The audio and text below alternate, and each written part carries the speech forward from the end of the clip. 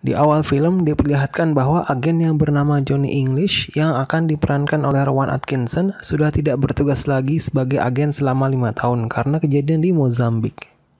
Tetapi karena akan ada suatu keperluan, maka dipanggil kembali Johnny English untuk menjadi agen. Diperlihatkan pula sekarang Johnny English sedang di suatu perguruan latihan untuk menguatkan bagian-bagian yang lemah di daerah Tibet, seperti di bagian kaki, bagian kepala,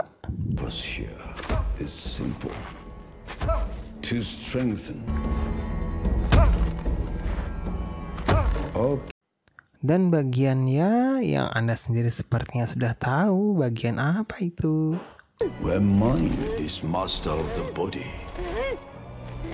Dan akhirnya Johnny English ternyata mendapat kabar dari ketua perguruan bahwa dia diminta lagi untuk menjadi agen MI7.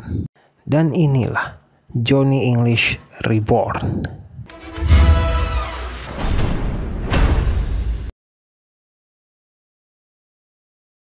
Akan diperkenalkan Pamela Thornton, kepala MI7 yang akan kita sebut juga Pegasus. Dan diperkenalkan juga Kate Summer, psikolog di MI7. Johnny English diberikan pengarahan bahwa seseorang yang bernama Titus Fisher memiliki informasi tentang rencana pembunuhan Perdana Menteri Cina. Dan Johnny English diminta menyelidiki informasi tersebut. Dan diperlihatkan juga rekan-rekan Johnny English dan perlengkapan tugasnya nanti di kantor MI7.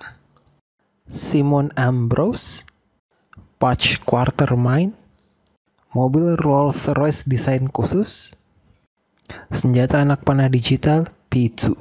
Chewing gum? Now what did I just say? Dan diperkenalkan pula asisten Johnny English ketika misi kali ini, Agent Tucker.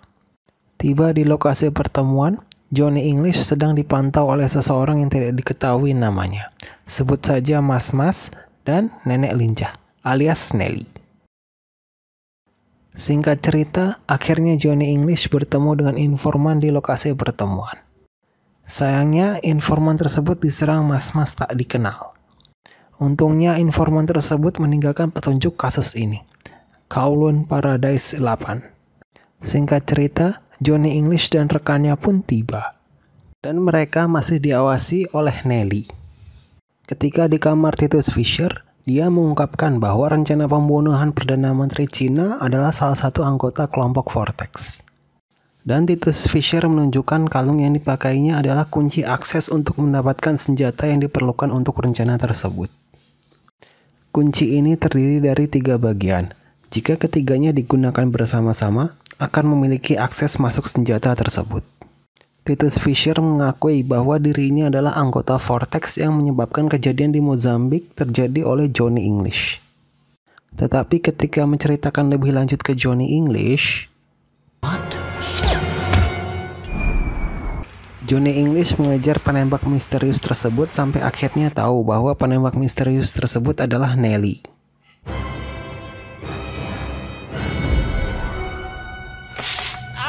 Ketika Johnny English sedang mengejar Nelly, mas-mas misterius tersebut mengambil kalung yang dipakai Titus Fisher. Dan adegan aksi Johnny English dengan mas-mas pun tak dapat dihindarkan.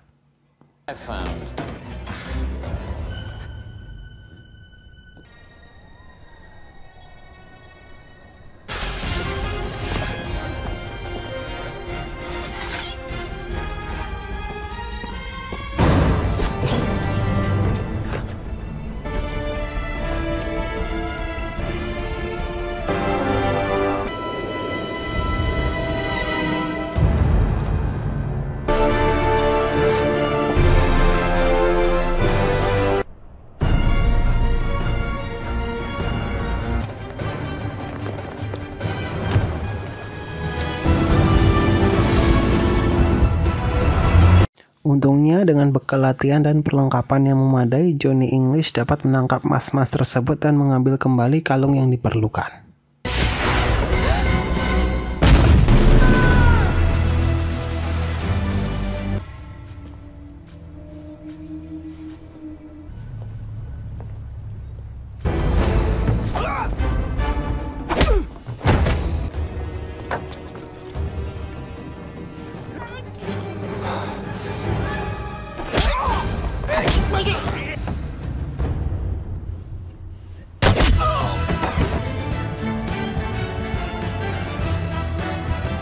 Ketika di dalam pesawat, ternyata Johnny English masih dikejar mas-mas yang mengincar kalung tersebut.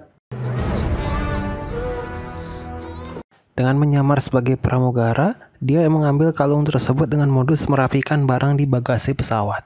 Padahal sudah diingatkan oleh Tucker, tapi Johnny English berdalih bahwa semuanya baik-baik saja. Ketika akan menunjukkan barang bukti ke kepala MI7 dan lain-lain,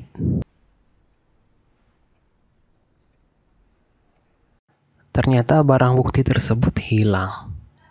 Ketika menyalahkan diri atas kejadian ini, Johnny English melihat seseorang yang melakukan bersih-bersih. Ini mengingatkan Johnny English kepada Nelly yang berada di Kowloon Paradise. Tetapi ketika Johnny English menangkap orang tersebut, ternyata dia adalah ibu dari kepala MI7. Tetapi ketika Johnny English mau meminta maaf,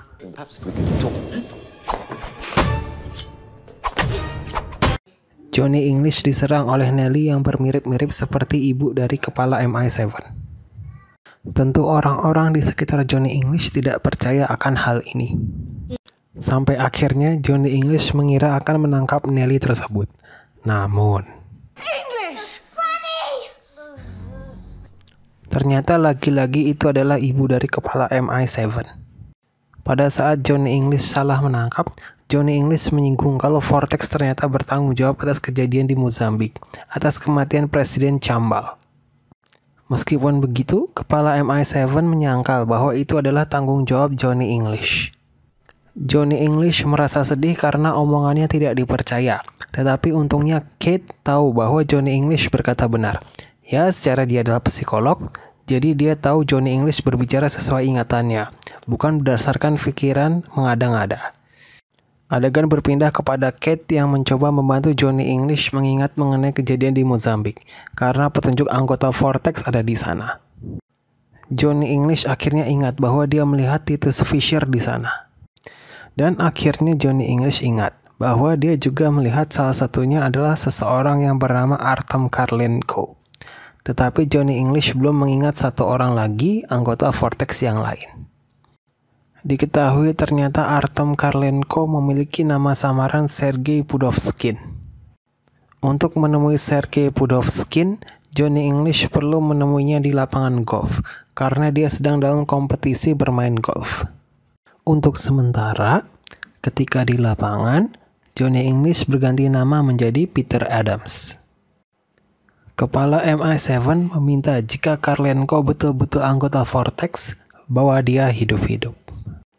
Dan akhirnya Johnny English bertemu dengan Sergei Pudovkin.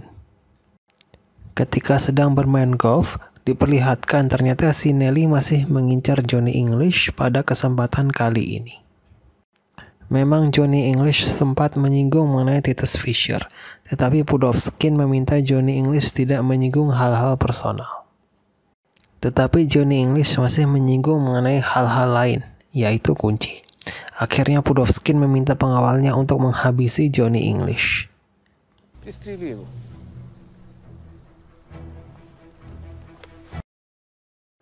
Namun yang terjadi, ternyata malah pengawalnya ditembak oleh Nelly. Dan juga Pudovkin akhirnya tertembak oleh Nelly tersebut.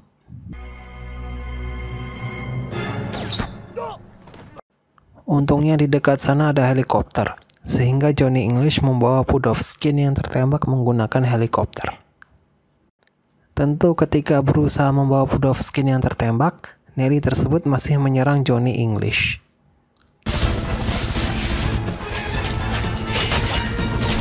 Singkat cerita, akhirnya Pudovkin berhasil dibawa ke rumah sakit, tetapi tidak keburu tertolong. Sebelum meninggal, setelah memberikan bagian dari kunci, Pudovkin memberikan petunjuk bahwa ada orang CIA, KGB, dan MI7 yang menjadi anggota Vortex. Vortex is CIA, KGB, MI7. Ketika pertemuan MI7 dengan Perdana Menteri, disinggung bahwa pertemuan Perdana Menteri Inggris dengan Perdana Menteri Cina dilakukan di Swiss. Pada saat itu, kepala MI7 meminta Johnny English segera menemukan anggota ketiga dari Vortex. Kepala MI7 meminta Johnny English dalam waktu 24 jam sejak pertemuan itu untuk mengungkapkan anggota ketiga dari Vortex. Adegan berpindah ke suatu kafe di mana Johnny English ingin berbicara sesuatu dengan Simon Ambrose. Dengan menunjukkan kunci yang didapat dari Pudovkin, Johnny English bertanya, kira-kira siapa anggota ketiga Vortex yang berada di MI7 kepada Simon. Simon Ambrose sempat berpikir bahwa Johnny English menuduh dia adalah anggota MI7, tetapi Johnny English memang murni bertanya kepada Simon. Ketika tengah-tengah pembicaraan, Johnny English mendapatkan pesan dari Tucker untuk ke toilet untuk bertemu dengan Tucker. Ketika di toilet, Tucker bertemu dengan Johnny English dan mengatakan bahwa orang ketiga anggota Vortex adalah Simon Ambrose. Tucker menunjukkan bukti tersebut kepada Johnny English dan Simon. Ada foto Simon dengan Karlenko. Betul, Simon pada saat itu berada di Mozambik. Tetapi dia memfitnah Patch Quatermain dengan alasan itu adalah perintah Patch kepada Simon. Dengan berbagai silat lidah, akhirnya Simon lolos dari Johnny English dan Tucker. Sambil melanjutkan berbagai fitnah kepada Patch, Simon akhirnya mendapatkan kunci ketiga dengan berdalih kepada Johnny English untuk keperluan penangkapan Patch. Dan akhirnya ditunjukkan bahwa ketiga bagian tersebut menyatu dan menjadi sebuah kunci.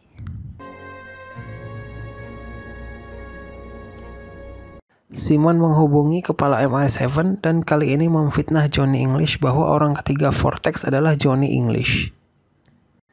Esoknya ketika berada di dalam gereja, Johnny English bertemu dengan Patch untuk mengakui bahwa dia adalah orang ketiga Vortex. Tetapi ternyata Patch menuduh balik bahwa Johnny English adalah anggota ketiga Vortex. Ketika saling tuduh-menuduh, agen lain atas perintah kepala MI7 segera menyerang Johnny English. Memang Johnny English dapat menghindar, tetapi Johnny English tetap kena tembak di kakinya. Ketika Patch menemukan jejak Johnny English segera menodong pistolnya ke Patch dan merebut kursi roda Patch untuk kabur dari gereja.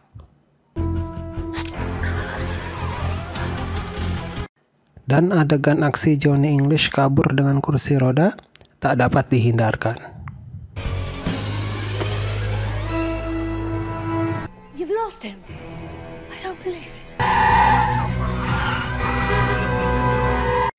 Sempat ada suatu adegan di mana Johnny English mengantri dalam antrian lift untuk kabur. Tetapi Johnny English menyelak dan tentu saja membuat orang lain yang antri jengkel.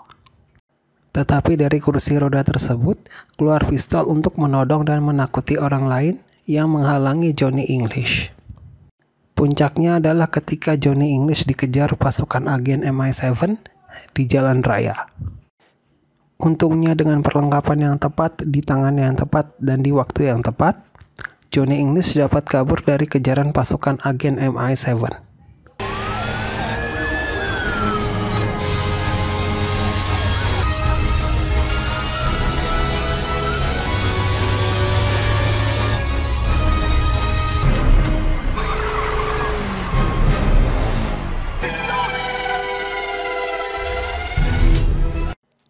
Adegan diperlihatkan Kate yang berada di apartemen dan Johnny English tiba-tiba muncul dan mengatakan bahwa dia telah dijebak.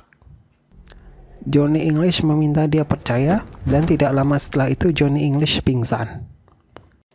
Adegan berpindah ke Simon, anggota ketiga Vortex yang belum ketahuan, yang akan menggunakan kunci tersebut.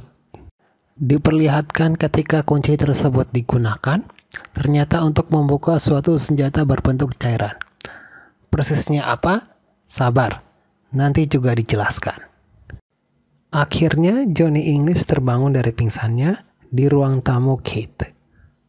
Pada saat itu, Kate sedang melihat rekaman saat Chambal terbunuh. Ada yang janggal menurut Kate, yaitu setelah pembunuh Presiden Chambal menyelesaikan aksinya, pembunuh presiden tersebut sekarat dan mati. dan hasil otopsi mengatakan gagal jantung. Catatonic. Tapi kalau dilihat dari CCTV, 15 menit sebelum kejadian penyerangan, dia kejang-kejang dan terlihat sempat kehilangan kendali atas dirinya. Lalu tiba-tiba menjadi tenang, seolah tidak ada apa-apa. Diperlihatkan pula, sebelum kejadian itu, pembunuh tersebut diajak berbicara oleh seseorang. Kate menduga dia tak tahu apa yang sedang dilakukannya. Setelah itu, Kate dan Johnny English mengambil kesimpulan bahwa senjata rahasia Vortex adalah obat mengendalikan pikiran. Dan ternyata setelah dicari tahu, obat itu adalah timoxilin barbebuteno. Susah benar menyebutkannya. Singkat cerita, Simon datang untuk menjemput Kate ke bandara untuk pertemuan dengan MI7 dan Perdana Menteri Cina.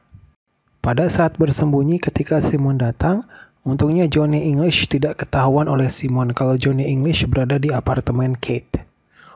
Ketika Kate sudah di dalam mobil bersama Simon, di dalam kegelapan Johnny English ingat kalau anggota ketiga Vortex adalah memang Simon. Tetapi ketika akan pergi dari apartemen Kate, Johnny English lagi-lagi dihadang oleh Nellie dan untungnya Johnny English dapat kabur dari apartemen Kate melalui pembuangan sampah. Diperlihatkan adegan Johnny English ke rumah Tucker untuk meminta Tucker bekerja dengan Johnny English untuk menggagalkan rencana Simon. Tentu saja awalnya Tucker jengkel karena seharusnya sudah bisa menangkap Simon sebelumnya. Tetapi untungnya akhirnya Tucker mau mengikuti permintaan Johnny English. Ketika sudah berada di Swiss, ternyata tempat pertemuan berada di bukit-bukit dan akses ke sana hanya melalui kereta gantung. Johnny English dan Tucker berhasil menyelinap untuk mendekat ke kereta gantung. Tetapi ketika akan melakukan penyelinapan, Agent in distress. Agent in distress. terdapat alat yang salah digunakan oleh Johnny English yang menyebabkan penjagaan di sekitar tempat tersebut meningkat. Ketika penjaga sudah mendekati Johnny English, Tucker punya ide untuk pura-pura menembak mati Johnny English supaya dapat masuk ke dalam tempat pertemuan. Thanks for this. Tucker!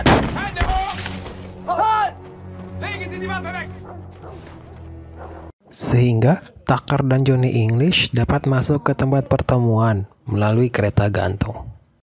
Sebelum diadakan pertemuan, Simon sudah memasukkan obat mematikan itu ke dalam minuman untuk kepala MI7.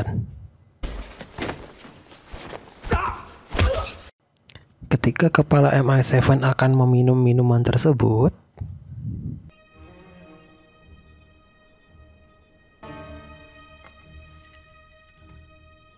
Johnny English sudah masuk ke dalam ruang kepala MI7. English.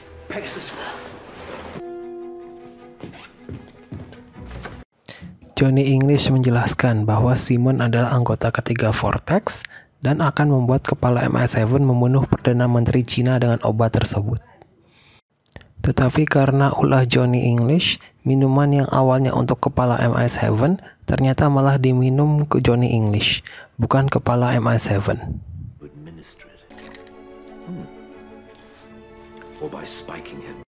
Meskipun sempat melawan pengaruh obat tersebut, tetapi akhirnya Johnny English berada di bawah kendali Simon. Setelah dalam pengaruh obat tersebut, Johnny English meninju kepala MI7 untuk membuatnya pingsan sementara. Duck. Dan akhirnya, Johnny English menggantikan peran MI7 dalam pertemuan dengan Perdana Menteri Cina dan Perdana Menteri Inggris. Ketika di tengah-tengah pertemuan dengan Perdana Menteri Cina, Johnny English diminta Simon untuk mengambil lipstik dan menggunakan sebagaimana kepala MI7 menggunakannya. Sebenarnya, skenario ini dirancang untuk kepala MI7, tetapi karena obat tersebut sudah terlanjur diminum oleh Johnny English, jadinya Johnny English yang mengikuti skenario tersebut. Kate melihat ada yang aneh dari tindakan Johnny English. Ketika Simon memerintahkan Johnny English untuk menembak Perdana Menteri Cina, Johnny English terus mengingat pelajaran yang didapat pada saat di Tibet, yaitu pikiran harus menjadi tuan bagi tubuh. Must be most of the body. Tucker berusaha membantu Johnny English dengan cara menghentikan Ambrose berkomunikasi dengannya. Ketika Tucker sudah berhasil menginterupsi komunikasi Johnny English dengan Simon,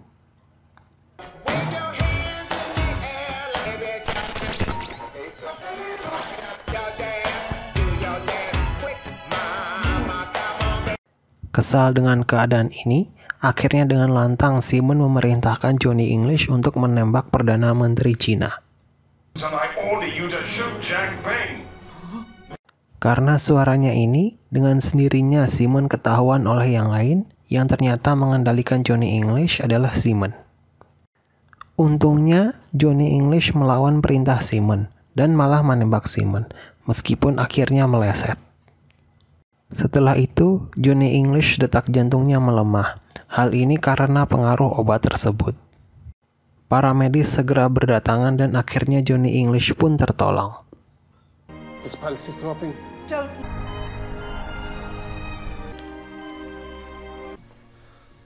Welcome back, sir.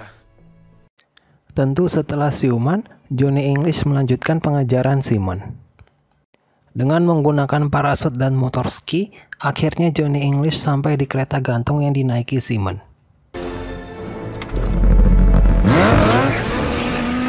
Tetapi karena ulahnya sendiri, Johnny English malah terjatuh dari kereta gantung.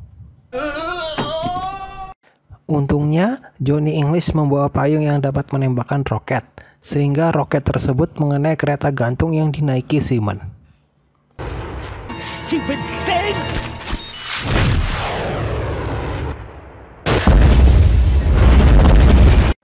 Karena aksi Johnny English, akhirnya Johnny English akan diberikan penghormatan oleh Ratu Inggris. Diperlihatkan ketika akan diberikan penghormatan oleh Ratu Inggris, Johnny English justru nyaris ditebas oleh si Nelly yang ternyata masih berkeliaran untuk menghabisi Johnny English.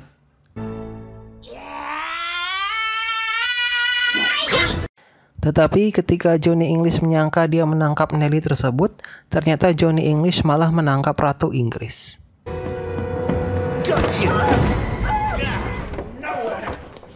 Pegasus!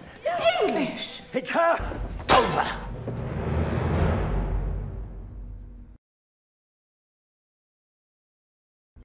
Tamat, ending yang menjonikan. Bagaimana? Menurut saya untuk film Johnny English Reborn jauh lebih terasa actionnya dibandingkan tingkah konyol Rowan Atkinson. Apalagi pas kejar-kejaran menggunakan kursi roda. Itu mantap abis. Itu menurut saya pribadi.